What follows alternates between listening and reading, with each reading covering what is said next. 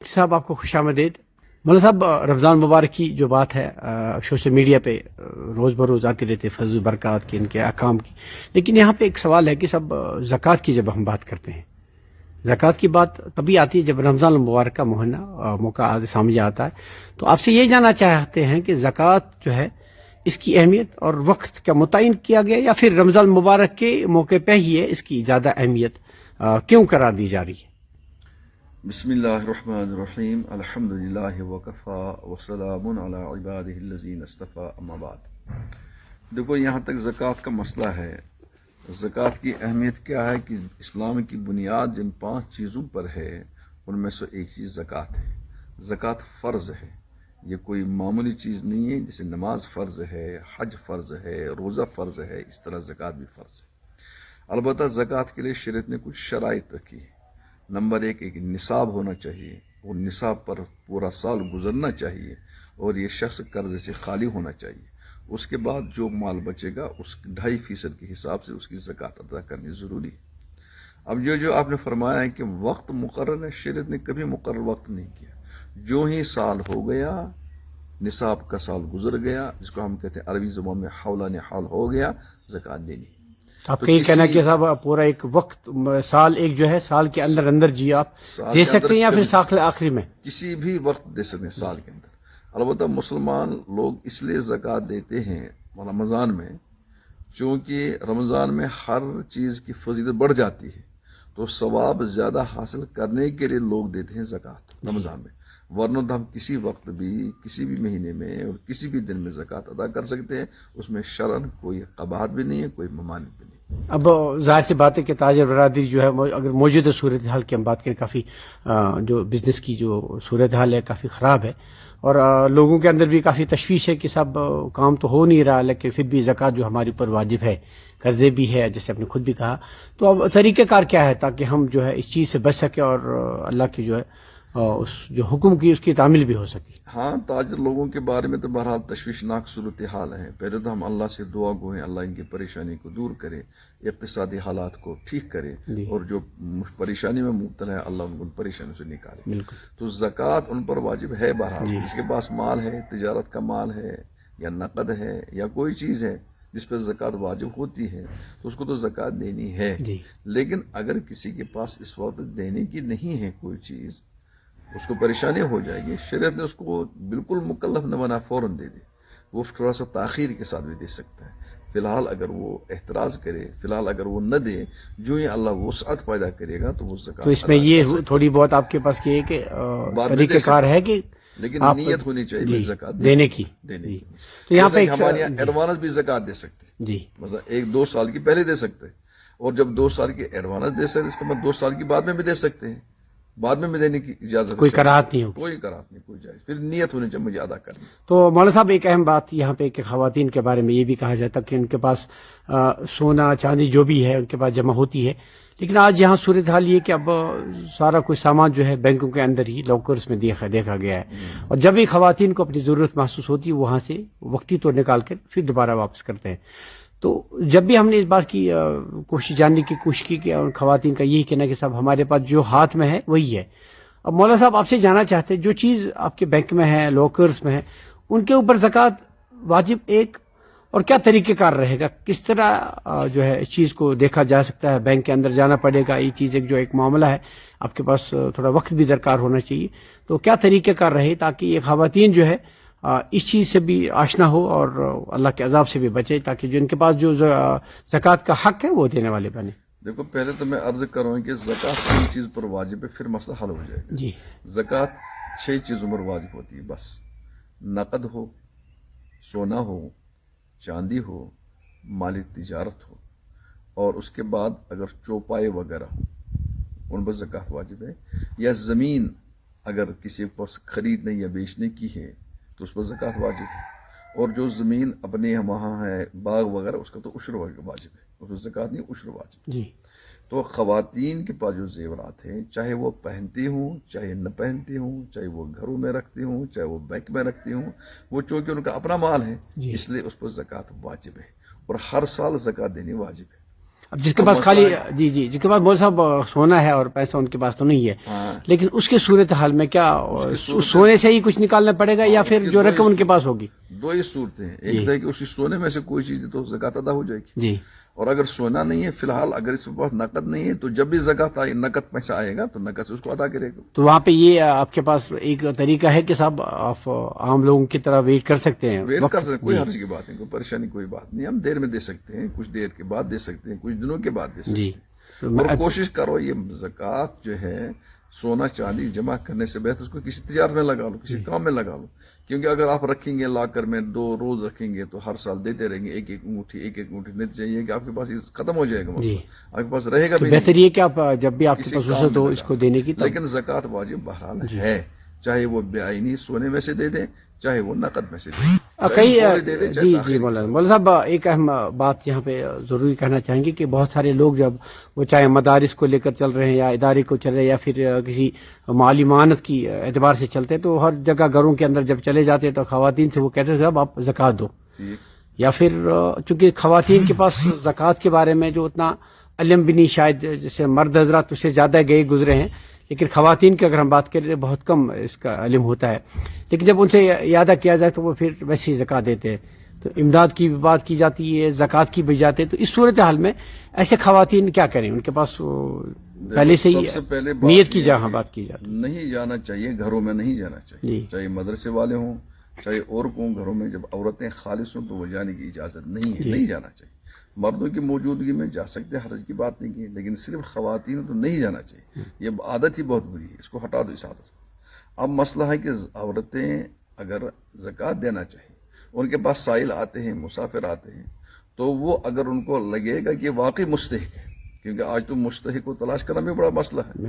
اگر ان کو لگے، گہرائی میں نہیں جائے، وہ اس کو لگ رہا ہے کہ یہ مستحق ہے، تو جو پیسہ دے دے گی وہ عورت، اگر وہ اس وقت نیت کرے گی زکوٰۃ کی، وہ ادا ہو جائے گی زکوٰۃ، اگر 10 روپے دیتے 15 روپے دے 100 روپے دے دے، وہ نیت کرے زکوٰۃ کی، زکوٰۃ بھی انشاءاللہ ادا ہو جائے گی۔ مطلب مشاہدے میں یہ بات ضرور آئی ہے کہ صاحب جب بھی آپ کے پاس کسی، جیسے میں نے کہا کہ ادارے، چاہے وہ مدارس کی بات ہو، چاہے وہ کسی مالی ادارے کی بات ہو یا پھر مسجد کی بات ہو، جب وہ سامنے آتے ہیں تو ان کا یہی تقاضا ہوتا ہے کہ صاحب کیا زکوٰۃ میں لکھنا یا امداد میں، تو یقیناً اگر ہم ہم جیسے شخص جو ہے بڑے کنفیوز رہتے ہیں کہ صاحب کیا پتا امداد میں لکھے تو کیا ہوگا، زکوٰۃ میں لکھے تو کیا ہوگا، اس صورت میں آپ کس طرح موازنہ کر سکے تاکہ جو آپ کی رقم ہے۔ مسئلہ سب سے بڑی بات تو یہ ہے کہ جو مدارس والے آتے ہیں، جی، مدرسے والوں کے وہ صحیح مدرسے والا ہے یا نہیں، اس کے پاس تصدیق ہوتی ہے، جی، اگر اس کے پاس واقعی تصدیق ہے مقامی علماء کی یا جاننے والے علماء کی، تو اس میں تو اگر وہ آپ کو زکوٰۃ مانگے گا، آپ زکوٰۃ دے سکتے، انشاءاللہ زکوٰۃ آپ کی ادا ہو جائے گی، اگر امداد مانگنا چاہیے اب آپ کو امداد بھی ادا ہو جائے گی۔ وہ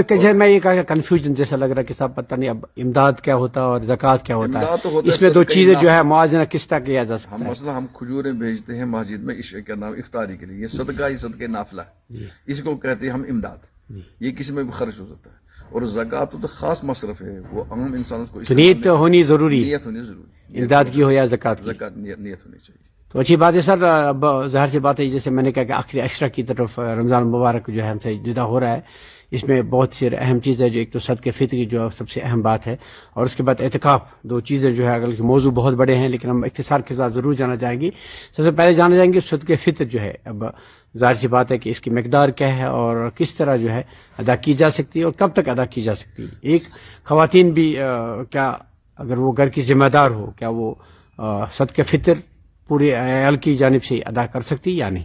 جی، صاحب نصاب حضرات جتنے بھی ہیں، چاہے مرد ہوں چاہے عورت ہوں، ان کو تو صدقہ فطر ادا کرنا ضروری ہے، جی، اور صدقہ فطر کے بارے میں ہم وضاحت کر چکے، المجلس الفقہی کا فتویٰ آ چکا ہے کہ اس میں ہمارے کشمیر کے بڑے بڑے علماء مفتیان کرام ہیں، وہ کم از کم مقدار ہے 65 روپے، 65 روپے کے حساب سے جو انسان چاہے وہ صدقہ فطر ادا کر سکتے، اس سے زیادہ بھی ادا کی جا سکتی ہے، 65 روپے روپے سے ایکسٹرا زیادہ بہتر ہے۔ جی، اگر کھجور کی قیمتیں زیادہ ہو جائیں گی، کشمش کی زیادہ ہو جائیں گی، اگر زیادہ دینا چاہتے زیادہ دینا تو زیادہ بہتر ہے، تو بہتر کم از کم مقدار ہم جو آٹا یا آٹے کی قیمت ہم مقرر کرتے ہیں وہ 65 روپے ہو جاتی ہے احتیاطاً، اگر زیادہ دینا چاہے تو زیادہ ہی بہتر، تو اس کے وقت جو ہے عید کے نماز تک پہلے دینا چاہیے تاکہ غریب بھی اچھی طرح عید کر سکے، اگر آج کوئی دینا چاہے آج بھی ادا ہو سکتا ہے۔ تو رشتے کے اندر یہ بھی کہا جاتا ہے، رشتے میں زیادہ دے تو رشتے میں 2 ثواب ملیں گے. ایک تو ہے غریب پروری, ایک ہے اقربا نوازی. اس میں 2 ثواب ملیں گے. جو آپ کے پاس رشتے دار ہیں, غریب ہیں, ان کو زکوٰۃ دے دو, ان کو صدقہ فطر دے دو. اگر وہ مستحق ہیں اس میں آپ کو 2 اجر ملیں گے. ایک تو آپ رشتے داری کا لحاظ کر رہے ہیں, قرابت داری کا لحاظ کر رہے ہیں, تو اس لیے ان کو دینا زیادہ بہتر ہے. تو اگر یہ کہ بھی کئی لوگ ایسے کے ساتھ چلے, امام صاحب بھی غریب ہے یا پھر امام صاحب کو دیں یا پھر اور سے منسلک لوگ ہیں, تو کیا امام کو بھی ہم صدقہ فطر دے سکتے ہیں؟ امام صاحب کو تو ہم امامت کے بدلے میں کچھ نہیں دے سکتے, نہ زکوٰۃ دے سکتے, نہ صدقہ فطر دے سکتے. ہاں اگر وہ غریب ہے تو معاونت کے طور پر, مدد کے طور پر ہم اس کو اس کی غربت دور. یہاں پہ بھی نیت کی بہت ہی اہمیت ہے, بہت ضروری ہے. امامت کے بدلے میں نہیں دے سکتے اس کو. تو ظاہر سی بات ہے کہ جس وقت اہم مسئلہ وہ اعتکاف کی بات ہے. شاید کل سے شاید انشاءاللہ لوگ جو ہے اعتکاف کی جانب رواں دوا ہوں گے. آج سے ہی اگر جو مساجد کے اندر کافی تیاریاں ہو چکی ہے تو بہت اچھی بات ہے. تو اعتکاف چونکہ اب خاص طور پر دیکھا گیا چھوٹے بچے بھی چلے جاتے ہیں, بڑے بھی, بوڑھے بھی, اور جو جس کا اللہ تعالیٰ نے اعتکاف دیا ہوگا. تو کس طرح آپ سمجھتے کہ مولوی صاحب فقہی اعتبار سے, علمی اعتبار سے اعتکاف کس کے اوپر واجب ہے؟ اور دوسری بات ہے کہ کس چیز کی جو ہے ضرورت ہے اس چیز کو دیکھنے کے لیے کہ جو دیکھو, پہلے تو ہمیں شکر ادا کرنا چاہیے. ایک زمانہ ہمارے کشمیر میں تھا, ہمیں اعتکاف کے لیے کوئی آدمی نہیں ملتا تھا. امام کی ذمہ داری ہوتی تھی. اگر امام نہیں ہوتا تھا تو کرائے پر لینا پڑتا تھا آدمی کو, اس کو گھسا دیتے تھے مسجد میں. نہ اس کو علم ہوتا تھا نہ کچھ ہوتا تھا. نتیجہ یہ ہے کہ وہ اپنے 10 دن گزارتے تھے اور محلے والے سمجھتے ہمارا اعتکاف ادا ہو گیا. عبادت ہے یہ, اور اتنی بڑی عبادت ہے. حضرت نبی پاک صلی اللہ علیہ وسلم نے ہمیشہ اعتکاف کیا ہے, اور 2 مرتبہ اعتکاف چھوٹ گیا ہے کسی عذر کی وجہ سے. حضور نے 2 مرتبہ اس کی قضا کی ہے. کبھی حضور علیہ السلام نے اعتکاف کو نہیں چھوڑا ہے. اس لیے ہم کہتے ہیں ہر محلے کی ہر مسجد میں اعتکاف سنت ہے, سنت مؤکدہ الکفایہ ہے. یعنی اگر ایک آدمی بھی رہے کم از کم پورا محلہ گناہوں سے بری ہو گیا. اگر پورے محلے میں کسی نے اعتکاف نہیں کیا تو پورا محلہ گنہگار ہو جائے گا. تو اعتکاف کے لیے تو وہ شخص جائے جس کو اعتکاف کے مسائل کا علم ہو, جس کو حدود مسجد کا احترام ہو. نہ زیادہ چھوٹے بچے جائیں جن کو مسجد کا آداب کا پتہ نہیں ہے, نہ ایسا ان پڑھ اور جاہل چلا جائے جس کو اعتکاف کے مسائل کا پتہ نہیں ہے. بہتر ہے اگر کوئی شوق رکھتا ہے, چھوٹا بچہ یا زیادہ ان پڑھ آدمی, وہ کسی سے اپنے ذی علم کو اپنے ساتھ رکھے تاکہ پوچھ کر مسئلہ حل کرے. مثلا میں مسائل کو جاننے کی بہت ضرورت ہے. اس پر کتابیں لکھی جا چکی ہیں, بہت ساری کتابیں. میں نے بھی ایک کتاب اس پر لکھی ہے, اعتکاف کے مسائل و فضائل, کہ آدمی جس کو جانا کم از کم اتنی ایک کتاب پڑھ لے ایک مرتبہ. ایک کتاب پڑھنے کے بعد وہ مسجد میں جا سکتا ہے اور اعتکاف کے فوائد اور اس کی روحانی جو ثمرات ہیں اس سے متمتع ہو سکتا ہے اور اسے فائدہ اٹھا سکتا ہے. لیکن ہے بڑی بے بات. کل داخل ہونا ہے غروب آفتاب سے پہلے. یہ وقت متعین ہے, 20 تاریخ ہے, آج نہیں کل ہے 20 تاریخ. تو 20 تاریخ میں غروب آفتاب سے پہلے وہ اندر مسجد میں چلا جائے. تو جیسے کہ آخر پہ ایسے بھی کہا جاتا ہے کہ سب کچھ احباب جو ہے اعتکاف میں چلے جاتے, پھر عید کا چاند نظر آنے کے بعد بھی کچھ لوگ ہم نے دیکھا کہ وہاں سے گھر ہی چلے جاتے تھے. لیکن یہاں پہ بہتر طریقہ کیا رہے گا؟ اعتکاف جو رہتا صرف جب عید کا چاند نظر آئے. جو ہی اعتکاف میں عید کا چاند نظر آ جائے گا, معتکف اپنے اعتکاف کی جگہ سے نکل سکتا ہے. لیکن چونکہ وہ جو رات ہے اس کو تو لیلۃ الجائزہ کہا حدیث میں, اس میں تو انعام ملتا ہے. اس لیے اگر اعتکاف کرنے والا صبر کرے, بہتر یہ کہ وہ رک جائے, وہی مسجد میں گزارے, تو اس کے لیے زیادہ بہتر افضل بات ہے. کوئی مسئلہ اتنے 10 رات نے گزاری, ایک اور گزاری, تو انعام لے کر ہی گھر آئے. اختصار کے ساتھ ایسے احباب جو ہمارا شاید پروگرام دیکھ رہے ہیں جو اعتکاف میں بھی جانے والے ہو, علم بھی نہیں رکھتے ہو, تھوڑا سا کچھ بتائیں اختصار کے ساتھ کہ کن چیزوں کا مخصوص ہونے جو خیال رکھنا چاہیے تاکہ ان کا اعتکاف جو ہے متاثر نہ ہو. نمبر 1, وہ اپنا شیڈول ایک بنائے. مثلا شیڈول میں بتائیں کہ وہ آج کل شام مغرب میں ان کو داخل ہونا, مغرب سے پہلے مغرب کی نماز پڑھیں گے. وہ مغرب کی نماز کے بعد اس وقت وہ اوابین شروع کریں اسی وقت, اور اس کے بعد عشاء کا ٹائم آ گیا, عشاء سے پہلے 4 رکعت نفل وہ بھی پڑھیں. اس کے بعد جو ہے جب تراویح ہو جائے گی کلام پاک پڑھیں تراویح کے بعد, اور طاق راتوں میں جاگنے کی کوشش کریں اور تہجد پڑھیں. اور جتنے بھی نوافل ہیں, تحیۃ الوضو ہے, تحیۃ المسجد ہے, صلاۃ الحاجہ ہے, اور دوسری نمازیں ہیں, اوابین ہے, چاشت ہے, اور وغیرہ وغیرہ, وہ تمام نماز ادا کرے. اور قرآن پاک پڑھنے کی وہ کوشش کرے کم از کم.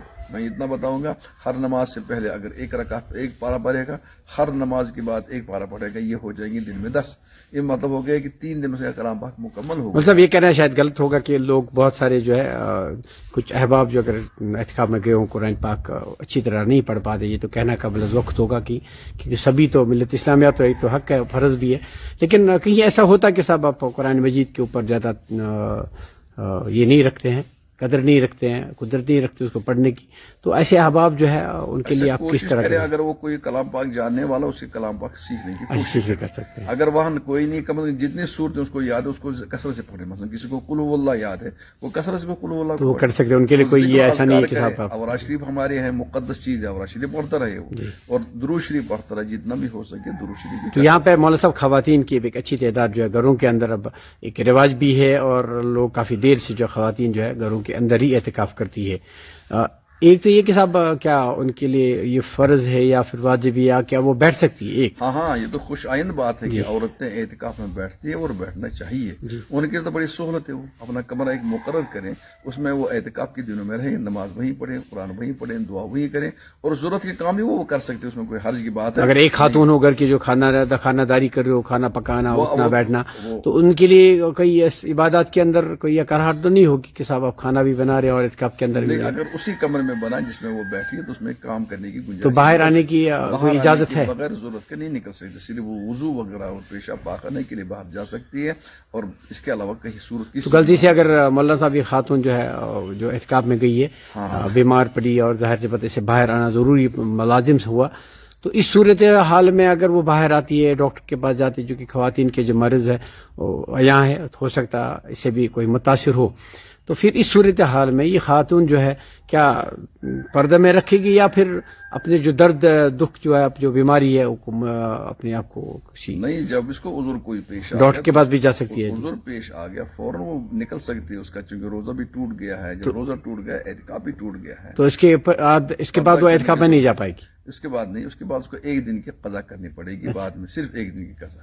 اور یہ مرد حضرات کا بھی حال ہے. اگر کوئی مرد کو کوئی عذر پیش آ گیا، بیمار وغیرہ ہو گیا، اس کو عذر کی وجہ سے خواتین کی جو بات ہے بہت خواتین جو ہے کافی کم علم رکھتی ہے اس معاملے کے. اعتکاف کے اندر جو طریقہ کار ہے، جو ضروری لوازمات ہے، اس کے بعید جو ہے اگر اس طرح کی صورتحال سامنے ہو تو کس طرح کیا مرد جو اپنے مرد جو محرم مرد ہے ان کو رہنمائی کر سکتے ہیں؟ ہاں کر سکتے ہیں، آرام سے وہ پوچھ بھی سکتے ہیں، اور ان کے کمروں میں یا پھر جہاں پہ وہ عبادت کر سکتے ہیں. بالکل پوچھ سکتے ہیں، کوئی حرج کی بات نہیں. محرم لوگ ان کے پاس جا سکتے ہیں، آ سکتے ہیں. اس میں تو محرم میں آپ کیا بچے کو لڑکے بچے ہیں، اس کا شوہر ہے، اور ہر وہ مرد ہے جس کے ساتھ اس کا نکاح حرام ہے. اچھا، محرم میں وہ ہر وہ شخص ہے جس کے ساتھ اس کا نکاح حرام ہے.